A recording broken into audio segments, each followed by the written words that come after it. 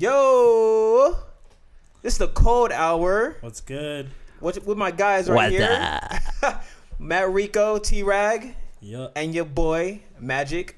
We're trying to do it big right now. You know, we got the Nipsey Blue popping in the room. Yup. We have to do this episode for Nipsey. Nipsey, rest in peace. The big dude watching us from above now. Definitely. It was only right. We did a hip-hop episode. Yep. So now we got to bring it back and just pay some homage to our generation of Tupac. Yeah. So, yeah, here we go. Cold hour. Listen up. Turn up your mics. Ear. The speakers and the headphones. I can't speak today. It's been a long day. It's all good. We're getting started. Let's get it.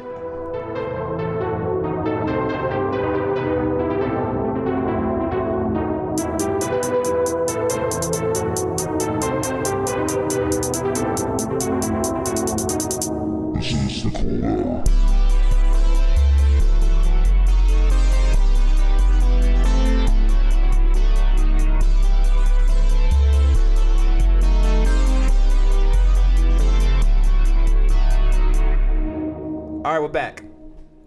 And now it's time to talk about some Nipsey Hussle. We're going to get into album review first, part of it. Victory Lap. Yeah, Victory Lap. Dropped in 2018. Great album. Fantastic album. I don't have the exact dates on when it dropped. But, yeah, Nipsey Hussle came back, dropped this piece of fire on the crowds. I think thanks to him, he brought back lyrical rap. When he dropped this, it was just like, this is lyrical rap. Yeah, it definitely slapped. I mean, I don't know if this was the resurgence of it. I don't know. I would say resurgence. Yeah, That's a good word for it. resurgence. Yeah. Wow. That's bold. Of lyrical rap? I mean, because you have Kendrick. Yeah, I was just about to say, yeah. I'd attribute that to Kendrick came for sure. on the scene with some lyrical rap. Yeah, okay, I'll say this. When the death of Nipsey Hussle, I think it made a lot of people start rapping again. Okay, yeah, it definitely made them start speaking truth. I would say a lot more rappers start to speak truth nowadays. Yeah. There was a big craze of like, oh, yeah, I'm rocking with 20 chains on my neck. Right. I got 12 car garages. And, Migos. Yeah, exactly. Nipsey Migos. raps about that too. No, definitely, but he also has a lot that he has to prove. I mean, dude had a store, so that's kind of still a lot. I mean, Soulja Boy came on the scene with a video game console. That's what Soulja Boy did, right? Okay. Video game console. Right. Nipsey has, the whole city on his back. So literally, this album said a lot about that. Talked about this was his victory lap. Literally. Sadly, yeah. Yeah, exactly. Sadly. But yeah, I mean, we could hop it straight into it. First track, self-titled track, Victory Lap, has the vocals of Stacey Barth on it. Yeah, correct. Which I really liked. Yeah.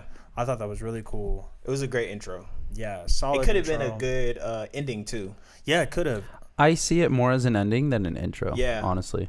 Because usually, the self-entitled songs are in the back. Yeah, right towards the end more than the I find beginning. them in the middle. Really? Sometimes I find them more frequently as like the why, 6th though. or 7th song. Honestly, I don't know.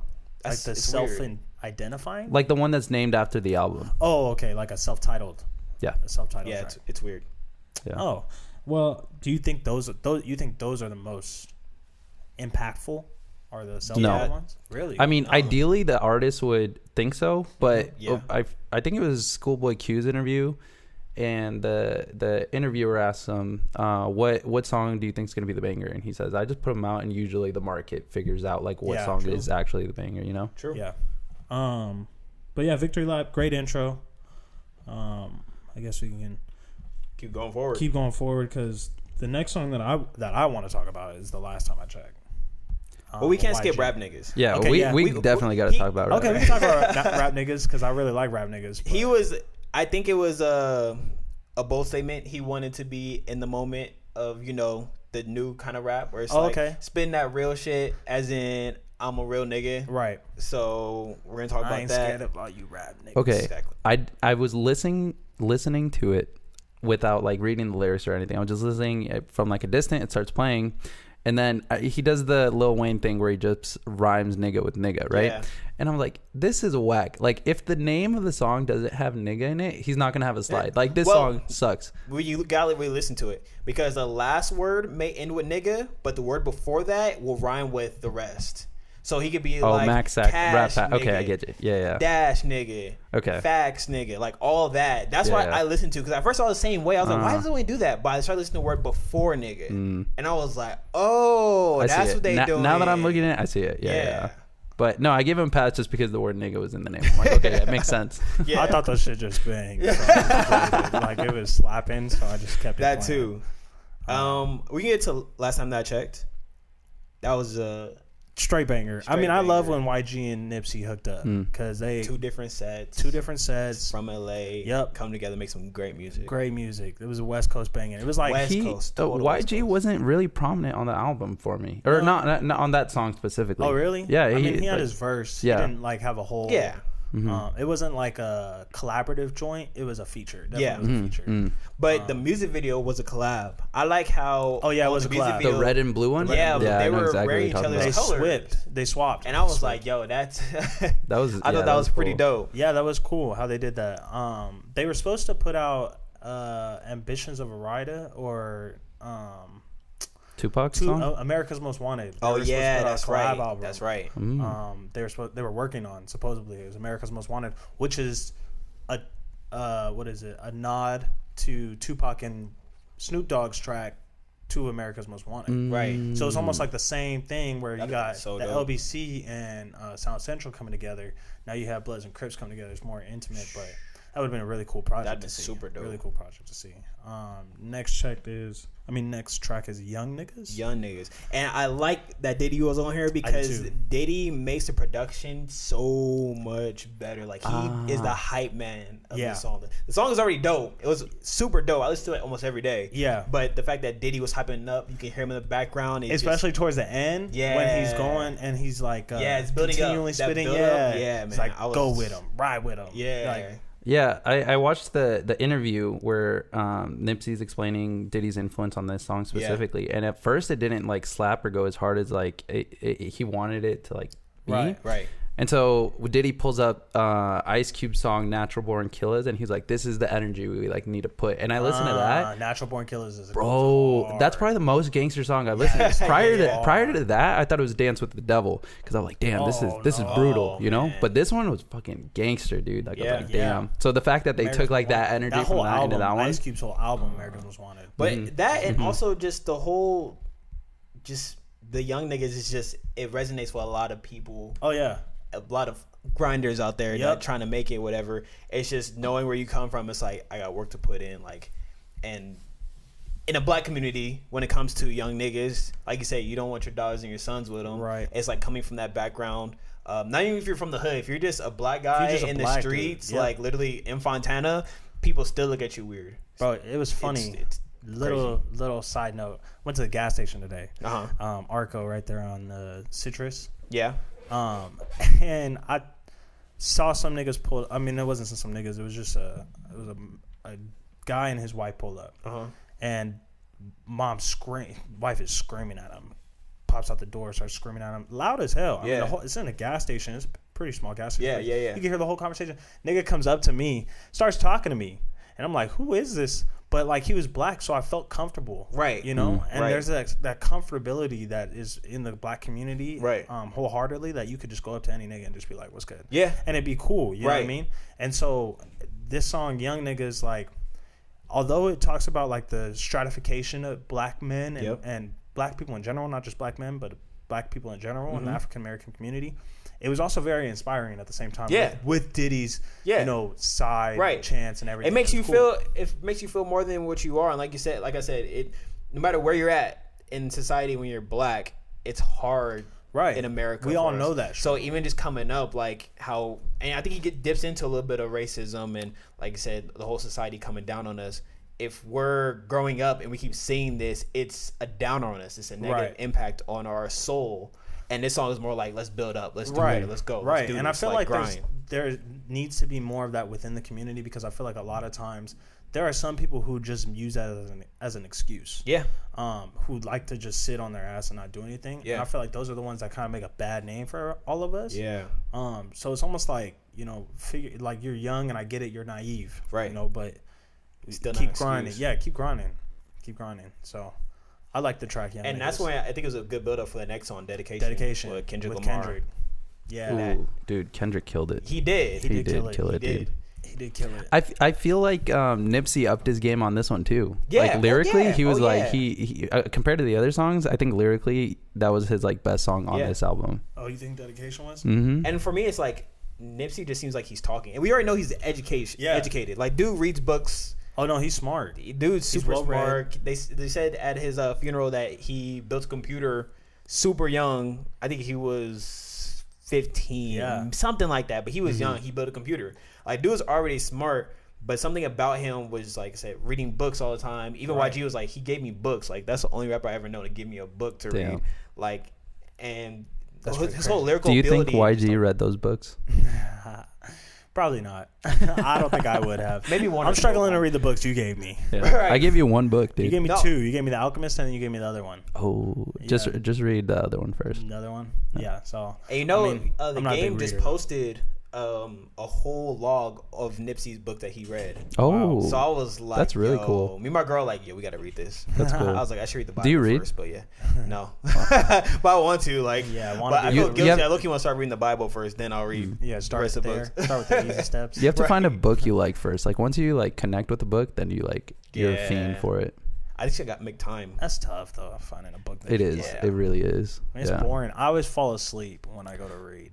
I always fall asleep. So, and then I tried the audiobooks, and those things don't even work either. Yeah, I'm not down. I don't know. But yeah, it's interesting how like he was super smart and still grew up in where he was at because he was on Slauson.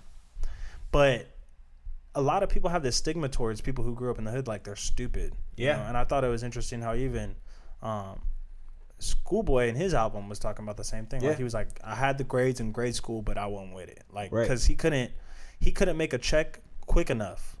Right. Doing that. Like, and it was all about being cool and making money at the same time. Knowing that, like when McMill said in championships, it was like when your mom is working graveyard, your dad's in jail, also working graveyard. Right. Who's there to feed the kids, like educate them, and it's just the streets. Definitely. So definitely, even if they're already smart, that street influence is what changing them negatively, sadly. Yeah. No, sadly, it's so true. I mean, even in the song, I think it's Hustle and Motivate, on the hook, he says, my mama need rent, you know what line I'm talking about? Yeah. And like, that's like the real thing is like, it's not a matter of, oh, do I want to go to work? It's, I gotta go to work. I gotta get there. Because mama needs rent. Like, exactly. I need to pay. I need to help. Exactly. This ain't working. So, back to dedication, because it all starts with that dedication. And that was like the most like inspiring song for me. Like, that's the song I listen to before I go to the gym. Dedication. If I have an interview with a job or whatever, I'm listening to that song. Like, all those songs to help me get ready to like. I found that a lot in this album. The whole album. I find that a lot across Nipsey. Like in overall, general, that's like the theme he like flows with is just making it from the bottom to the top. So you're kind of new to Nipsey's projects, right? Everything I know about Nipsey is what I learned in the past 2 days. Wow. So what do you think? Like, what's your mindset on him? I love this guy. Yeah. Like, just because he hustled, like Nipsey fucking hustled. Hustle is like, and I told you when I added you to the project is that. Hustle goes a long way, you know, and like there's like you can never hustle too much, right? You know, and this guy like fucking puts it into like words, you know, like the fact that like you just gotta fucking work, literally. He's on every time he talks about, I think almost in every song, all his lyrical songs, he talks about investing and putting back into the community. And the dude actually still stayed in his community. He still lived there, South Central LA. Mm-hmm. That's crazy. Which it is even when he made it out, which is a smart financial move overall too. True, you know, like not getting fancy with himself and like all that stuff. I mean, financially, yes, but at the same time, it's risky. It's risky because like, you have a lot. Well, it helped him. Oh, I mean, for him especially, it was risky. Like, it was the worst thing that could happen. You know, right? But nonetheless, like it also fed him, you know, because like he didn't go out and like, okay, I'm done with the hood, I'm out, you know, like he stayed there and like, I'm with you guys, you know, like I grew up in this shit, I'm here to help you, like get right. It's get almost out like of a captain going down with the ship, right? It's almost like that, literally. Y'all are my crew. I'm riding with you no matter what happens. Which is fucking real as shit. It is. It says what he was all about, and he talks about it, but he also lived it. It wasn't just like talking about it. You have a lot of people who just talk that talk. He did a lot of stuff for community. I just found this one diagram. I'm gonna pull it up. Dude was doing a lot. He said it says total projected value of investments for community tech, lifestyle, and ventures. That's $210 million. Dang. People hired, assisted, or impacted 41,369 people. My God. The dude did a lot. Like I can go through each one of these. You know what was the most interesting one for me? Crypto. Yes. This guy was invested in crypto. Yep. He was invested in cryptocurrency? Yep. Wow. Yeah, which is like crazy to see. Like he's ahead, you know, crypto still hasn't picked up as much as it should have, you know, but he's still invested in it. He's on it. He also did co-founded a STEM academy. What's it called? Something 90. Vector 90. Vector 90, with plans to expand across 3 cities, which that's huge because just like him, he was young. He was in the hood, but he was a smart dude.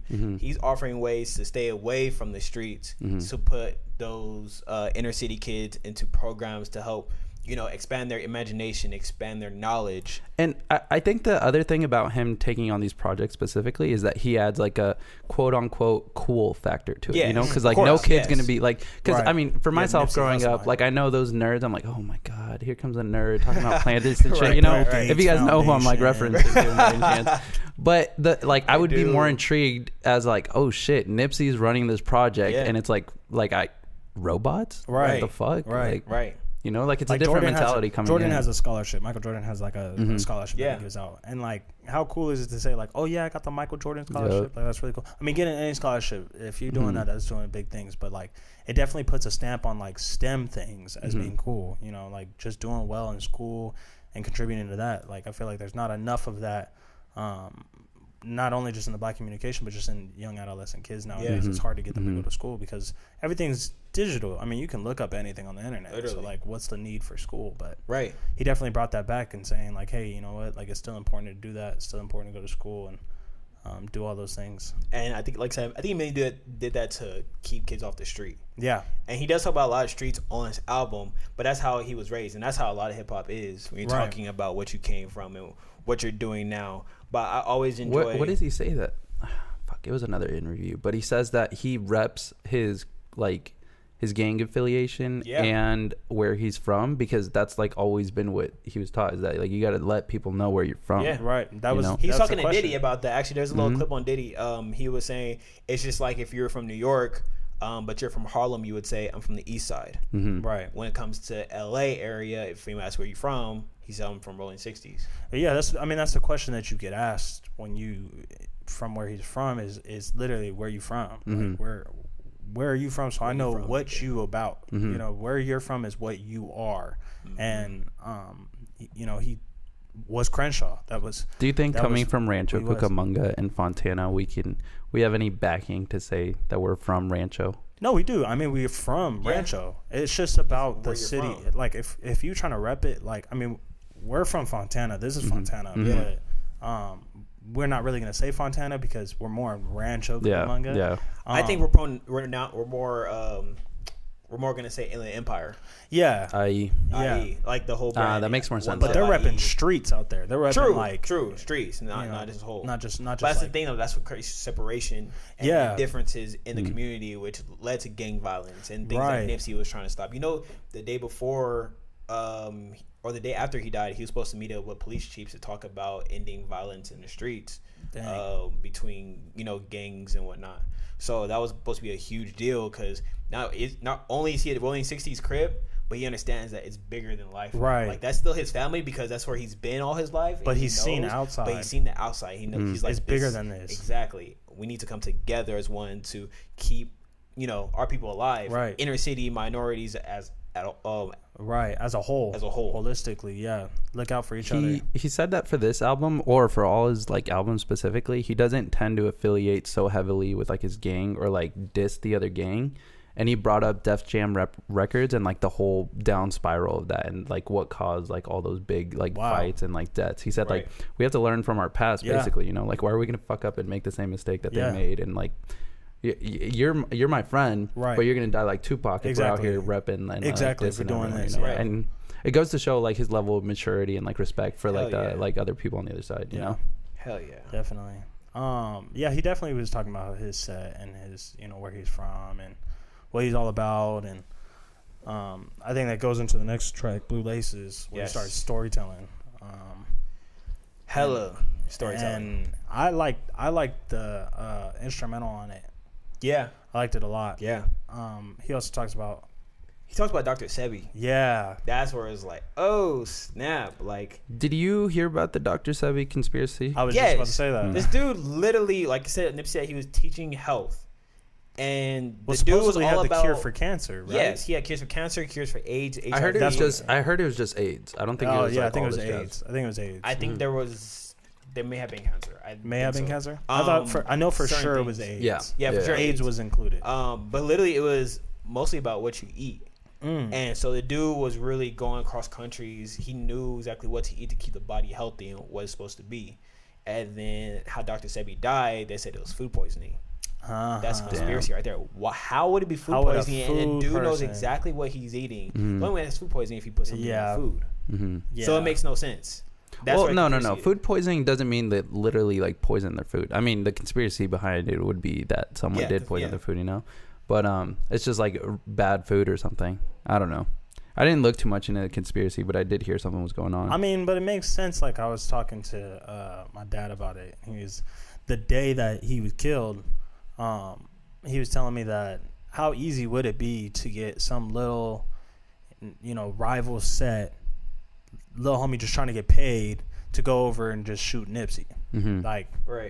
Like if the government was in on it, kind of makes sense. Like some random dude coming up and, you know, could pose as the homie and just pull up on him. Right. I don't know. It was weird. It was just really weird how like what happened, how the events transpired just because of how much he was doing. It was just like a shock. He was working on a documentary for him too, right? Yeah. Yes. Yeah. It's cool. Weird that he had such a big obsession for this guy. You know, like this guy must have been really special. Exactly. You know, and like it's so hidden. That's why it's like we have to like I've tried to watch certain videos on YouTube on Dr. Sebi, trying to learn because the dude was big and he could have been way bigger. Yeah. But like I said, when his death happened, it cut all of it off. And it makes sense the reason why he died too. Think about it.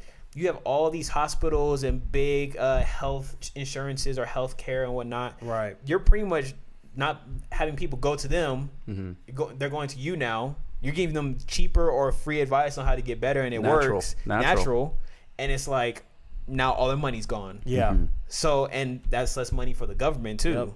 So it makes sense why, like, you know, the assassination could happen. You're right. You think those things. Exactly. Yeah. But yeah, back to Blue Laces too. Like, dude does heavy storytelling about shootouts on the beach. Like, dude's going crazy on it. The third verse is crazy. You really, that's the thing I like about storytelling in hip hop. Like, you're really in. Right. You can see it happening. Yep. You're living through it. You're living through the whole. It's almost like a 20 virtual seconds reality with them just talking to you. Yeah. I liked Blue Laces a lot. And then after that is Hustle and Motivate. I like those three. I like how those three, even 4 tracks are like lined together. Flowed really well. It is flowed. Hustle and Motivate was my favorite song. That was my favorite song. That's the one. Dedication, Hustle, and Motivate are like, they go together so well where it's like, yo, like, yeah, really definitely. Back to back, I could listen to those. Exactly. Yeah. It was really good. It bangs heavy. It reminded me of his connection with Gary Vee, because I'm a big Gary Vee stan. You know? Yeah. Do you guys know who he is? No. Yeah. He's pretty big. He's a billionaire, right? Billionaire. But he's very so like to our listeners, who's Gary Vee? Go ahead. Explain who Gary Vee is. He's a social media mogul. Okay. Yeah. So he started off with a wine company, and he's basically blown it up into like how to market yourself on a social media. You know, so he works with big companies helping him out, but he also does it like for free online and all that jazz, you know. Long story short. Gary Vaynerchuk. And he's very relevant. Like, if you see certain interviews, he's in there with, like, I think he was in there with Diddy. He was in there with 2 Chainz one time. He's all with the hip hop community. Oh, wow. He's straight in there all the time. Like, involved. That's awesome. Super involved. I didn't know Buddy was on the hook. Oh yeah, for his Status Symbol 3. Yeah, that's one of my favorites too. It's definitely a cruising around song. It's like that summer nighttime. You had the sunroof off. Which one? Status Symbol 3. Like you can really just cruise around thinking about business and thinking about. I think life. I did. I need to give me a second. I need to look through it again. That one's pretty good. I like that. What I was doing. Yeah. Okay. Yeah. What the hell have I been thinking? Hey, that one's good. That one's really good. I like how it's like, now I'm swerving. Like how he gets on the hook. Now I'm just riding through the city. Yeah. Like that shit goes so hard. Yeah. That one's bang. But it's really like, I have like a playlist on my Spotify that's like says focus. So it's like all rap that talks about like, yo, like thinking. Your focus playlist? Yeah, bro. Like that's cool. It goes hard. So that's what's up. That's on my playlist. So every time I say the sunroof off, drive in, it's like summertime at night, just blasting that. It just gets you in the mode. Nipsey loved cars. Oh yeah. You know, like that's one thing I saw with like all his music videos is like he always had like fat cars. Like, yeah, dude. Well, that's what it was always about. And Crenshaw, I mean, it was, my dad was telling me, he was like, yeah, that's what everybody would do. They would literally go on Crenshaw Avenue. Everybody would park their car on the side of Crenshaw Avenue, and it was like showing off your car. It was like a car meet, but like a party, block party. It was dope, bro. That's so sick. That's what I think that's what he was always about. Do you think that's a good message to send to black youth? What, like the getting car back together? Well, I don't cars? know. I don't know. I mean, I think cars have always been something the black communities have always aspired to be. I mean, they always rap about them. I mean, Maybach music, that's a car, Maybach. Everything's like, that's probably the most luxurious thing. Bentley trucks or huge Lamborghinis. You know, I feel like with the black community, there's always gonna be things that we stick with for the rest of our life as a community. Yeah, but there's always, like I said, Nipsey Hussle, the people that are like, invest first. Don't spend money on chains first. Invest first. Get your business up. Then all those things can come back. But what song does he say? Money, respect. Oh, power, and then the hoes come next. Power and the hoes come next. What song was that? And the hoes come next. Bro, I really like that one though. Last time I checked. Yeah. It's funny because he has got enough chains for faux necks. Yeah. And he be walking around with like 20 chains on his neck. But that's another thing of the black community is like chains. Yeah, I feel like chains are big. All right, but I'm not too like opposed to chains because chains still maintain their financial value. True. Like it's just like cashing it out. You get what I'm saying? I mean, like a car depreciates in value. Exactly. Yeah. So what I'm trying to say is that financially speaking, like it's not the best investment. It's the message to send to the youth isn't like to chase cars, you know, not even like chains, but like up your business. Like I said, that's when it comes to Nipsey Hussle, how he teaches that in his music, saying like, do this first, then all that stuff will come later. Compared to Migos and all of that, I got 30 chains, I got 30 bitches, I got 30 cars. Like, I don't want to hear that. I want to hear like how you got there, exactly, and I want to hear you flow different. I don't know. Side note with the Migos, like same flow, same lyrics. I'm like done with that group. I think the nice thing, Nipsey has a really unique flow. Yeah. Exactly. If I'm being honest, I'm not like the biggest fan of the flow, right? But it's tailored to him. It's old school gangster flow. Yep. Yeah. I think what's really nice about Nipsey through this project and through all his projects is that he's teaching you something. Exactly. It's not just like a listen. It's like a lesson. You know, each song is like a lesson to it. Yeah, and it's like in a way where it's not I'm better than you. It's I'm trying to help you get to where I'm at. Uplifting. Right. Like I made it. Motivating. Now how? Yeah, exactly. Now how can you make it? He just had an interview with Tidal. And he was talking about, I wanted every song to impact you in a way where you feel inspired. Right. And that's how music should be, is to inspire people. So definitely. I really appreciate that. That made me listen to all his like music. Like all heavily. Today I was listening to like 3-4 of his albums. Yeah. It was just like, I feel inspired every time I listen to it. I think that's what needs to be more in rap. It's not just the lyrical base of it, which is great and I enjoy it, is the lyrical talent that some of these artists have, but just teaching something. You know, don't just like tell me about your life, teach me something that you learned through your life, right? And that's how I'm going to be impacted. You know, that's why I love Kendrick or J. Cole or even Logic, who's dropping a project that we're going to be doing a review on, and Nipsey is just, they're taking the time to analyze their lives and not only just share it, but share it in a way that it teaches me something or makes me walk away with something. So I like that. I appreciate that. Yeah.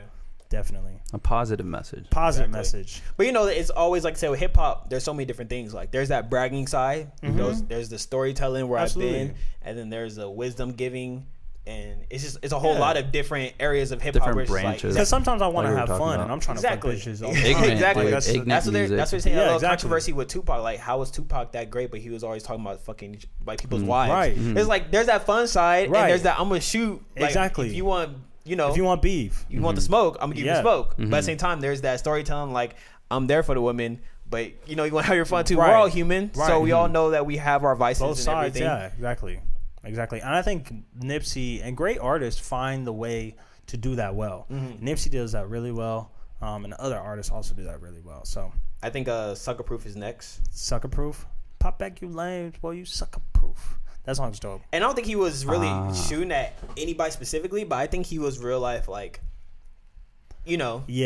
all these mumble rappers without saying, like, he might like their hustle, dropping. But he's definitely about real hip hop, and about telling stories. Exactly, like, that's just him, where he grew up, Exactly. Have you guys listened to Jay Black before? One of his features? No, I haven't. I dug into him. It's like impossible. Yeah, Jay Black.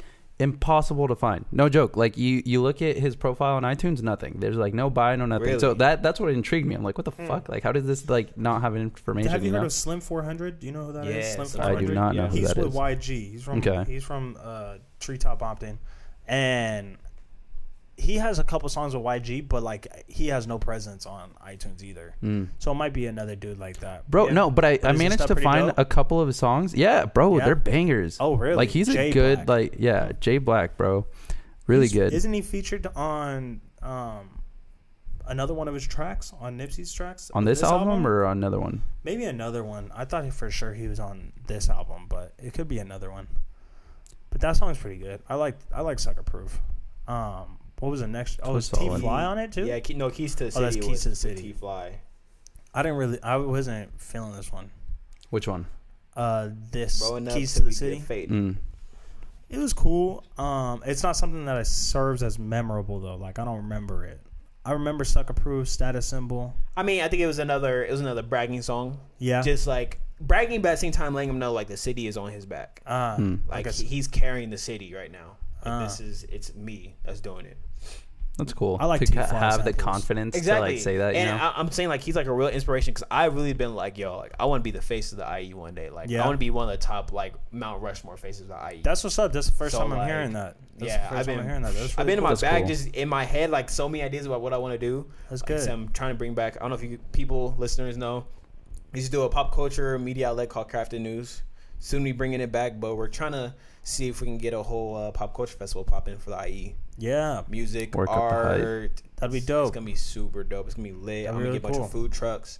We're about to get it popping, and then we're gonna try to raise money for some charity in the Empire too. IE Cookout. IE Cookout. It's gonna be everything, bro. Like I said, what's up. I'm gonna plan it. 2020. 2020. 2020. 2020. That's gonna be February. Man, February. That's kind of. I'm thinking about like in the summertime. Oh, okay. In the summer, so it's everybody's still, out. Exactly, everybody's out. Right. People are coming back to school. All these college people, they want to come out and party and whatnot. But at least we can do it the right way and have some real music artists from the IE come out, like say food vendors, art. That sounds dope. I'm with it. We're gonna do it. We're gonna make it happen. We're gonna be grinding. Yeah, Cold Hour's gonna be there. We're gonna be grinding. Do a live podcast and everything. And hustling. Hustle. Motivate. Hustle, motivate. We're gonna grind. I love those. We're gonna words, grind dude. all my life. I love those. I'm gonna words. grind all my life in my blue laces to hustle and motivate young niggas. Wow, young niggas. Bars. But yeah, let's get into grinding all my life. I like that song. I like that one. It's Murda Beats produced it. Oh, did he really? Mm-hmm. That's cool. Cool. Murda Beats. I like Murda Beats. We saw him at Coachella. Oh, really? Yeah, he was good. He was really good. I liked him a lot. Bro, he's had like a really heavy influence as far as like bangers that have come out. He has. Know? Yeah. He's doing well. He's been on quite a bit. He's coming up. He's coming up for sure. But that song bangs. Like grinding and all that. I gotta be honest. I did not like My Million While You Young. Was that with CeeLo Green? Yeah. Yeah, I didn't like that much. Dude, the production was cool. Was with the Dream. I like that one. That was with the Dream. Oh, yeah. It was with the Dream. Oh. Loaded Bases was with CeeLo Green. I like the one with CeeLo I didn't like either one of those. The production was cool, but it didn't stick with me either. I felt like they were filler tracks. You get what I'm saying? Like, they were trying to fill up the album. Yes and no. Because I can say he said that every song was to motivate. So I feel like maybe it is something that resonated with him mostly. He didn't care what people thought of it. Yeah, I think so. But I think it was definitely part of him. I mean, he was at the point now where it's like he can drop anything and it'd be fine. Like he has such a base that, right. I mean, and he doesn't even rely, like, in my opinion, I don't think he even gets like all his income from music. No, like he's so invested and his store rounded on Crenshaw, right? He has real estate too. Yeah. He's got it might be on real estate. It's on a Slauson. I think he got a luxury place with like DJ Khaled out by the beach or something, some luxury resort. No, they were planning on doing. They were planning on it. I don't think it ever happened, but he was investing in trying to do that. As far as I know from the team, as in from what I've researched, they're still doing everything like he's still there. Of course, everybody's mourning, so it's still kind of hard to go through some things. But at the moment, they're getting back to work, and really, like I said, when he died too, you know, he owns his own masters too. So every time we listen to his music, the whole album, it goes straight to, you know, his family. Right. And like I said, the store, the clothing, all that is going. He raps about that in one of his songs. I don't know which one it was specifically, but he says that he owns the rights to all his music, which is cool, dude. Like he's flexing like on rappers, you know. Yeah, that's really cool. Let's get into Double Up and Right Hand to God. I like Double Up with Dom Kennedy. Double Up. That was a good one. Slow Jam, but definitely like it stuck with me. It sticks heavy. I mean, that's one of my. I think my top 3 are Dedication, Hustle. Okay, top 5. Last time I checked, Dedication, Hustle and Motivate, Grinding All My Life, and Double Up. Yeah, I like Right Hand to God, and I put my right hand to God. That one's like, felt like that was a triumph. I don't even know what to pick for. That's why I kind of like the ending on that one too, because he was like, that production was just like, it's the real victory lap. Definitely. That shit was a banger. You like Dom Kennedy a lot, right? Oh, Dom Kennedy. I do, but he's falling off. But he did good with the track on Double Up. Yes, he did good. He had a good verse on Double Up. Like he was on Teddy Walton produced this shit. He was on K-Lani. I love Teddy Walton. Really? He produced Love for Kendrick. Yeah, yeah, got that same feel. Bro, I love that guy. He's really fucking good. It's really good. I like that track a lot. That's cool. And then overall, man, like Nipsey was just like. Have you seen the music video for Double Up? Yeah, with Lauren Lundo's in it. Yeah. Which one was that? His wife's in it. Yeah. I don't know if you know Lauren London's from ATL. That nigga pulled. That nigga pulled. Lauren London. If you don't know her, check her out. Right. No disrespect. Out of respect for Nipsey. Mad respect for Nipsey. Out of respect for Nipsey, just check out her Instagram. Literally all respect for Nipsey because that nigga pulled. Like he was a boy from Slauson and pulled that. Like that is hope, hustle, and motivate right there. First you get the money, then the respect, then the power, and then the host comes. Right. But she's not a hoe though. She's not. She's a woman. She's gold. She a woman. She's a goddess. Shouts out to the whole Hustle family. Right. His whole Hustle family. The entire crew he's got. Lauren London and his kid coming up through that. That's going to be tough. Yeah. Prayers and shout outs to his family entirely.